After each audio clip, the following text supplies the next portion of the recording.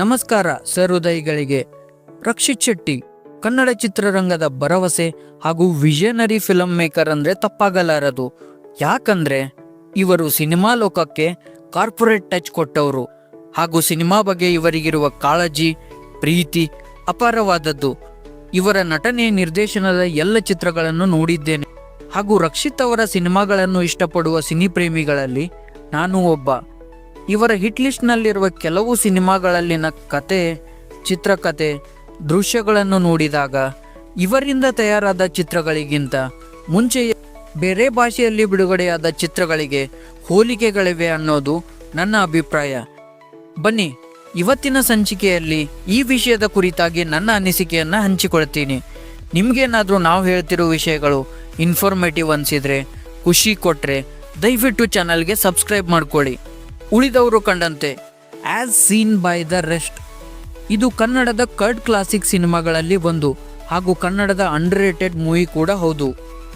ರಕ್ಷಿತ್ ಶೆಟ್ಟಿ ಅವರು ನಟಿಸಿ ನಿರ್ದೇಶಿಸಿದ ಈ ಚಿತ್ರವು ಬಾಕ್ಸ್ ಆಫೀಸ್ನಲ್ಲಿ ಅಷ್ಟೊಂದು ಸದ್ದು ಮಾಡದಿದ್ದರೂ ಹಲವಾರು ಸಿನಿ ಪ್ರೇಮಿಗಳು ಹಾಗೂ ಬಣ್ಣದ ಲೋಕದ ಕನಸು ಹೊತ್ತು ಬರುವ ಫಿಲಂ ಮೇಕರ್ಸ್ಗಳ ಫೇವರೇಟ್ ಸಿನಿಮಾ. ಉಳಿದವರು ಕಂಡಂತೆ ಚಿತ್ರದ ಚಿತ್ರಕಥೆಗೂ ಹಾಗೂ 1994ರಲ್ಲಿ ಬಿಡುಗಡೆಯಾದ ಕ್ವೆಂಟಿನ್ ಟರಂಟಿನೋ ಅವರ ನಿರ್ದೇಶನದ ಪಲ್ಪ್ ಫಿಕ್ಷನ್ ಸಿನಿಮಾದ ಚಿತ್ರಕಥೆಗೂ ತುಂಬ ಹೋಲಿಕೆಗಳಿವೆ. ಈ ಎರಡು ಚಿತ್ರದ ಚಿತ್ರಕಥೆಗಳು ರಾಶೋಮೋನ್ ಎಫೆಕ್ಟ್ನಿಂದ ಪ್ರೇರೇಪಿತವಾಗಿವೆ. ರಾಶೋಮೋನ್ ಎಫೆಕ್ಟ್ ಅಂದರೆ ಒಂದೇ ಕತೆ ಇಲ್ಲವೇ ಘಟನೆಯನ್ನು ನೋಡಿದ ಬೇರೆ ಬೇರೆ ವ್ಯಕ್ತಿಗಳು ಅವರವರ ದೃಷ್ಟಿಕೋನದಲ್ಲಿ ವಿವರಿಸುವುದು.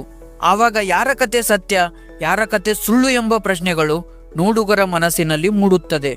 ಉಳಿದವರು ಕಂಡಂತೆ ಚಿತ್ರದಲ್ಲಿ ಒಂದೇ ಕಥೆಯನ್ನೇ ಪತ್ರಕರ್ತೆ ರೆಜಿನಾ, ರಿಚಿ, ರಘು ಹಾಗೂ ಅಚ್ಯುತ್ ಕುಮಾರ್ ಅವರು ನಟಿಸಿದ್ದ ಬಾಲು ಎಂಬ ಪಾತ್ರಗಳ ದೃಷ್ಟಿಕೋನದಲ್ಲಿ ಕಥೆಯನ್ನು ಹೇಳಲಾಗಿದೆ. ಇದೇ ತರಹ ಪಲ್ಪ್ ಫಿಕ್ಷನ್ ಚಿತ್ರದಲ್ಲಿಯೂ ಸಹ gangster, hitman, boxer, mafia leader ಪಾತ್ರದ ಮೂಲಕ ಕಥೆಯನ್ನು ಹೇಳಲಾಗಿದೆ. ಇದಕ್ಕೆ ಮಲ್ಟಿಪಲ್ ಪರ್ಸ್ಪೆಕ್ಟಿವ್ ಸ್ಟೋರಿ ಟೆಲ್ಲಿಂಗ್ ಅಂತಲೂ ಕರೆಯುತ್ತಾರೆ. ಈ ಎರಡೂ ಚಿತ್ರದಲ್ಲಿ ಕಥೆಯನ್ನು ನೇರವಾಗಿ ಹೇಳದೆ ನಾನ್ ಲೀನಿಯರ್ ಶೈಲಿಯಲ್ಲಿ ಹೇಳಲಾಗಿದೆ. ನಾನ್ ಲೀನಿಯರ್ ಶೈಲಿ ಅಂದರೆ ಏನು? ಸಾಮಾನ್ಯವಾಗಿ ಒಂದು ಸಿನಿಮಾದ ಕತೆ ಓಪನಿಂಗ್, ಇಂಟರ್ವಲ್, ಕ್ಲೈಮ್ಯಾಕ್ಸ್ ಎಂಬ ಹಾದಿಯಲ್ಲಿ ಸಾಗುತ್ತದೆ. ಆದರೆ ನಾನ್ ಲೀನಿಯರ್ ಪ್ಯಾಟರ್ನಲ್ಲಿ ಕಥೆಯ ಆರಂಭದಲ್ಲೇ ಇಂಟರ್ವಲ್ ಇಲ್ಲವೇ ಕ್ಲೈಮ್ಯಾಕ್ಸ್ ಅನ್ನು ತೋರಿಸಿ ನಂತರ ಹಿಂದಿನ ಘಟನೆಗಳನ್ನು ತೋರಿಸುತ್ತಾರೆ. ಈ ಎರಡೂ ಚಿತ್ರಗಳ ನಡುವಿನ ಇನ್ನೊಂದು ಹೋಲಿಕೆಯ ಬಗ್ಗೆ ಹೇಳಬೇಕೆಂದರೆ, ಉಳಿದವರು ಕಂಡಂತೆ ಚಿತ್ರದಲ್ಲಿ ತುಳುನಾಡಿನ ಸಂಸ್ಕೃತಿ, ಭಾಷೆ, ಆಚಾರ ವಿಚಾರಗಳನ್ನು ತೋರಿಸಿದರೆ ಪಲ್ಪ್ ಫಿಕ್ಷನ್ ಚಿತ್ರದಲ್ಲಿ ಅಮೆರಿಕದ ಪಾಪ್ ಕಲ್ಚರ್ ಅನ್ನು ತೋರಿಸಲಾಗಿದೆ. ಹೀಗೆ ರಕ್ಷಿತ್ ಶೆಟ್ಟಿ ಅವರ ಪರಮುವ ಸ್ಟುಡಿಯೋ ಆಫೀಸ್ನಲ್ಲಿರುವ ಪಲ್ಪ್ ಫಿಕ್ಷನ್ ಚಿತ್ರದ ಪೋಸ್ಟರ್ ನಾನು ಕಂಡಂತ ಹಲವಾರು ಹೋಲಿಕೆಗಳಿಗೆ ಪುಷ್ಟಿಯನ್ನು ನೀಡುತ್ತದೆ. ಕಿರಿಕ್ ಪಾರ್ಟಿ ಇದು ಕನ್ನಡದಲ್ಲಿ ಹೊಸ ಅಲೆ ಎಬ್ಬಿಸಿದ ಸಿನಿಮಾ. ಈ ಚಿತ್ರದ ಕಥೆಯು ಇಂಜಿನಿಯರಿಂಗ್, ಹಾಸ್ಟೆಲ್ ಜೀವನ, ಸ್ನೇಹ, ಪ್ರೀತಿಯ ಅಂಶಗಳನ್ನು ಒಳಗೊಂಡಿದೆ. ಈ ಚಿತ್ರವು 2015ರಲ್ಲಿ ಬಿಡುಗಡೆಯಾದ ನಿವಿನ್ ಪೌಲಿ ಹಾಗೂ ಸಾಯಿ ಪಲ್ಲವಿ ನಟನೆಯ ಪ್ರೇಮಂ ಎಂಬ ಮಲಯಾಳಂ ಚಿತ್ರದ ಚಿತ್ರಕಥೆಯ ಕೆಲವು ಅಂಶಗಳಿಗೂ ದೃಶ್ಯಗಳಿಗೂ ಹಾಗೂ ಒಂದು ಹಾಡಿಗೂ ಹೋಲಿಕೆಗಳಿವೆ. ಮೊದಲನೆಯದಾಗಿ ಪ್ರೇಮಂ ಚಿತ್ರದಲ್ಲಿ ಈ ಚಿತ್ರದ ನಾಯಕ ಜಾರ್ಜ್ ಮೇರಿಯನ್ನು ತನ್ನ ಹೈಸ್ಕೂಲ್ ದಿನಗಳಲ್ಲಿ ಪ್ರೀತಿಸುತ್ತಾನೆ. ಈ ಪ್ರೀತಿಯು ಯಶಸ್ವಿಯಾಗದ ಕಾರಣ ನಂತರ ಕಾಲೇಜ್ ದಿನಗಳಲ್ಲಿ ಮಲರ್ ಎಂಬ ತನ್ನದೇ ಕಾಲೇಜಿನ ಟೀಚರ್ ಜೊತೆಯಲ್ಲಿ ಪ್ರೀತಿಯಲ್ಲಿ ಬೀಳುತ್ತಾನೆ. ಮುಂದೆ ಮಲರ್ ಆಕ್ಸಿಡೆಂಟ್ ಆಗಿ ಹಿಂದೆ ನಡೆದ ಘಟನೆಗಳನ್ನೆಲ್ಲ ಮರೆತು ಹೋಗಿರುತ್ತಾಳೆ. ಕೊನೆಗೆ ಬೇರೆ ಹುಡುಗನ ಜೊತೆ ಮಲರ್ ಹಸೆಮನೆ ಏರಿದಾಗ ಈ ಪ್ರೀತಿಯು ಚೂರಾಗಿ ಪರಿವರ್ತನೆಗೊಂಡ ಜಾರ್ಜ್ ಸೆಲೈನ್ ಎಂಬ ಇನ್ನೊಂದು ಹುಡುಗಿಯ ಜೊತೆ ಖುಷಿಯಿಂದ ಉಳಿದು ಬಿಡುತ್ತಾನೆ.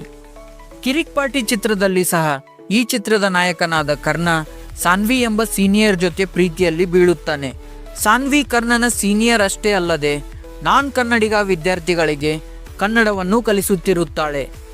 ಜಾರ್ಜ್ ಮೇರಿಯ ಹಿಂದೆ ಬಿದ್ದ ಸಮಯದಲ್ಲಿ ನಡೆಯುವ ಹಲವಾರು ದೃಶ್ಯಗಳು ಹಾಗೂ ಶಾಲೆಯಲ್ಲಿ ನಡೆಯುವ ದೃಶ್ಯಗಳು ಕರ್ಣ ಶಾನ್ವಿಯ ಹಿಂದೆ ಬಿದ್ದ ಸಮಯದಲ್ಲಿ ಬರುವ ದೃಶ್ಯಗಳನ್ನು ನೆನಪಿಸುತ್ತದೆ. ಮುಂದೆ ಒಂದು ದಿನ ಸ್ನೇಹಿತರ ಜೊತೆ ಹಾಸ್ಟೆಲ್ನಲ್ಲಿ ಪಾರ್ಟಿ ಮಾಡುವ ಸಮಯದಲ್ಲಿ ಅಚಾನಕ್ಕಾಗಿ ಕಾಲು ಜಾರಿ ಬಿದ್ದ ಸಾನ್ವಿ ಸಾವನ್ನಪ್ಪುತ್ತಾಳೆ. ಅವಳ ಸಾವಿನ ನಂತರ ಪರಿವರ್ತನೆಗೊಂಡ ಕರ್ಣ ತನ್ನ ಹಿಂದೆ ಬಿದ್ದಿದ್ದ ಆರ್ಯ ಎಂಬ ಜೂನಿಯರ್ ಜೊತೆ ಪ್ರೀತಿಯಲ್ಲಿ ಬೀಳುತ್ತಾನೆ. ಈ ಎರಡು ಚಿತ್ರಗಳ ನಡುವಿನ ಇನ್ನೊಂದು ಹೋಲಿಕೆಯ ಬಗ್ಗೆ ಹೇಳಬೇಕೆಂದರೆ, ಪ್ರೇಮಂ ಚಿತ್ರದ ಕಲಿಪು ಹಾಗೂ ಕಿರಿಕ್ ಪಾರ್ಟಿ ಚಿತ್ರದ ನೀಚ ಸುಳ್ಳು ಸುತ್ತೋ ನಾಲಿಗೆ ಹಾಡುಗಳ ಸಂಯೋಜನೆಗೂ ಯಾವುದೇ ವ್ಯತ್ಯಾಸಗಳಿಲ್ಲ. ಈ ಎರಡೂ ಚಿತ್ರದ ಕಥೆಗಳು ನಾಯಕನ ಪ್ರೀತಿಯ ವಿವಿಧ ಹಂತ, ಕಾಲೇಜು ಜೀವನ, ಹಾಸ್ಟೆಲ್ ಜೀವನ, ಸ್ನೇಹ, ಪ್ರೀತಿ, ವ್ಯಕ್ತಿತ್ವ ಬದಲಾವಣೆಯ ಸುತ್ತ ಸುತ್ತುತ್ತವೆ. ಹಾಗೂ ಎರಡೂ ಚಿತ್ರದ ಹಲವಾರು ಸೀನ್ಗಳಿಗೂ ಸಹ ಹೋಲಿಕೆಗಳಿವೆ. ಪ್ರೇಮಂ ಚಿತ್ರದ ನಾಯಕ ನಿವಿನ್ ಪೌಲಿ ಹಾಗೂ ರಕ್ಷಿತ್ ಶೆಟ್ಟಿ ಇಬ್ಬರು ಒಳ್ಳೆಯ ಸ್ನೇಹಿತರು. ಹಾಗೂ ಉಳಿದವರು ಕಂಡಂತೆ ಚಿತ್ರವನ್ನು ನಿವಿನ್ ಪೌಲಿಯವರು ಮುಖ್ಯ ಭೂಮಿಕೆಯಲ್ಲಿ ನಟಿಸುವ ಮೂಲಕ ರಿಚ್ಚಿ ಹೆಸರಿನಲ್ಲಿ ತಮಿಳು ಭಾಷೆಗೆ ರಿಮೇಕ್ ಕೂಡ ಮಾಡಿದ್ದಾರೆ.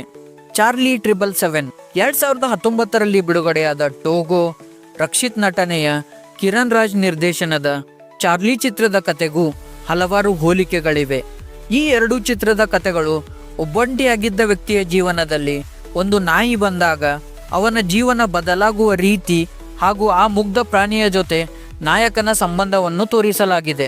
ಚಾರ್ಲಿ ಚಿತ್ರದ ಪ್ರಾರಂಭದಲ್ಲಿ ನಾಯಕ ಧರ್ಮ ಒಂಟಿತನದಿಂದ ಕೋಪಿಷ್ಟ ವ್ಯಕ್ತಿಯಾಗಿ ಕಾಣಿಸಿಕೊಂಡರೂ ಚಾರ್ಲಿಯ ಆಗಮನವಾದ ಮೇಲೆ ದಿನ ಕಳೆದಂತೆ ಚಾರ್ಲಿ ಹಾಗೂ ಧರ್ಮನ ನಡುವಿನ ಸಂಬಂಧ ಗಾಢವಾಗುತ್ತದೆ. ಚಾರ್ಲಿ ಧರ್ಮನ ನಿಷ್ಠುರ ಮನಸ್ಸನ್ನು ಮೃದುಗೊಳಿಸುತ್ತಾ ಅವನ ಬದುಕಿಗೆ ಹೊಸ ಅರ್ಥವನ್ನು ನೀಡುತ್ತದೆ. ನಂತರ ಚಾರ್ಲಿಗೆ ಆರೋಗ್ಯದ ಸಮಸ್ಯೆ ಇದೆ ಎಂದು ಗೊತ್ತಾದಾಗ ಚಾರ್ಲಿಯ ಆರೋಗ್ಯ ಸುಧಾರಿಸುವತ್ತ ಹಾಗೂ ಅದರ ಇಚ್ಛೆಗಳನ್ನು ಪೂರ್ಣಗೊಳಿಸಲು ನಡೆಯುವ ಪಯಣವೇ ಈ ಚಿತ್ರದ ಕಥೆಯಾಗಿದೆ.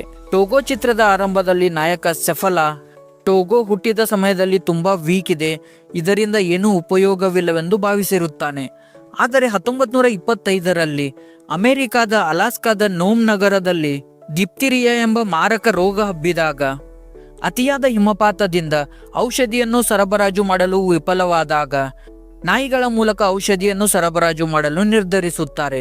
ಈ ಸಮಯದಲ್ಲಿ ಟೋಗೋ ಈ ಸೇವಾ ಕಾರ್ಯಾಚರಣೆಯ ಮುಂದಾಳತ್ವ ವಹಿಸಿ ಯಶಸ್ವಿಗೊಳಿಸಿದಾಗ ನಾಯಕ ಲಿಯೋನಾರ್ಡ್ ಸೆಫಲ್ಲ ತನ್ನ ಶ್ವಾನದ ಬಗ್ಗೆ ಹೆಮ್ಮೆ ಪಡುತ್ತಾನೆ. ಈ ಎರಡೂ ಚಿತ್ರಗಳಲ್ಲಿಯೂ ಒಂದು ಅಡ್ವೆಂಚರಸ್ ಜರ್ನಿ ಇದೆ. ಟೋಗೋ ಚಿತ್ರದಲ್ಲಿ ಔಷಧಿಗಳ ಸರಬರಾಜಿಗಾದರೆ ಚಾರ್ಲಿ ಚಿತ್ರದಲ್ಲಿ ಚಾರ್ಲಿಯ ಆರೋಗ್ಯ ಸುಧಾರಣೆ ಹಾಗೂ ಇಚ್ಛೆಗಳನ್ನು ಪೂರ್ಣಗೊಳಿಸಲು ನಡೆಯುವ ಪಯಣ. ಈ ಎರಡೂ ಚಿತ್ರಗಳಲ್ಲಿಯೂ ಹೋಲಿಕೆ ಆಗುವಂತ ಹಲವಾರು ದೃಶ್ಯಗಳಿವೆ. ಹೋಲಿಕೆಯಾದ ಎಲ್ಲ ಸಿನಿಮಾಗಳ ಮೂಲ ಒಂದೇ ಆಗಿದ್ದು ಚಿತ್ರಕಥೆ, ಭಾಷೆ, ನೇಟಿವಿಟಿ ಎಂಬ ಅಂಶಗಳಲ್ಲಿ ಬದಲಾವಣೆಯಿಂದ ಈ ಎಲ್ಲ ಚಿತ್ರಗಳು ಮೂಡಿ ಬಂದಿವೆ ಎನ್ನುವುದು ನನ್ನ ಅಭಿಪ್ರಾಯ. ಹಾಗೂ ಅಭಿಪ್ರಾಯ ನನ್ನದಷ್ಟೇ. ಎಷ್ಟೇ ಹೋಲಿಕೆಗಳಿದ್ದರೂ ಈ ಎಲ್ಲ ಸಿನಿಮಾಗಳಿಗೆ ತಮ್ಮ ತಮ್ಮ ಭಾಷೆಯಲ್ಲಿ ಪ್ರತ್ಯೇಕ ಅಭಿಮಾನಿ ಬಳಗಗಳಿರುವುದಂತೂ ನಿಜ. ಈ ಎಲ್ಲ ಚಿತ್ರಗಳನ್ನು ನೋಡಿದ ನಿಮಗೂ ನನಗಾದ ಅನುಭವವೇ ನಿಮಗೂ ಆಗಿದ್ದರೆ ಇಲ್ಲ ನಿಮ್ಮ ಅಭಿಪ್ರಾಯಗಳು ಏನೇ ಇದ್ದರೂ ಕಮೆಂಟ್ ಬಾಕ್ಸ್ನಲ್ಲಿ ತಿಳಿಸಿ. ಈ ಸಂಚಿಕೆಯನ್ನು ಮುಕ್ತಾಯಗೊಳಿಸುವ ಮುನ್ನ ಅನ್ನ ಹಾಕೋ ರೈತ, ಗಡಿ ಕಾಯೋ ಸೈನಿಕರನ್ನು ನೆನೆದು ಆದಷ್ಟು ಕನ್ನಡ ಚಿತ್ರಗಳನ್ನು ಚಿತ್ರಮಂದಿರದಲ್ಲಿಯೇ ನೋಡಿ ಎಂದು ಪ್ರೀತಿಯ ಮನವಿ ಮಾಡುತ್ತಾ ಇನ್ನೊಂದು ಇಂಟ್ರೆಸ್ಟಿಂಗ್ ವಿಷಯದೊಂದಿಗೆ ಮತ್ತೊಂದು ಸಂಚಿಕೆಯಲ್ಲಿ ಭೇಟಿಯಾಗ್ತೀನಿ.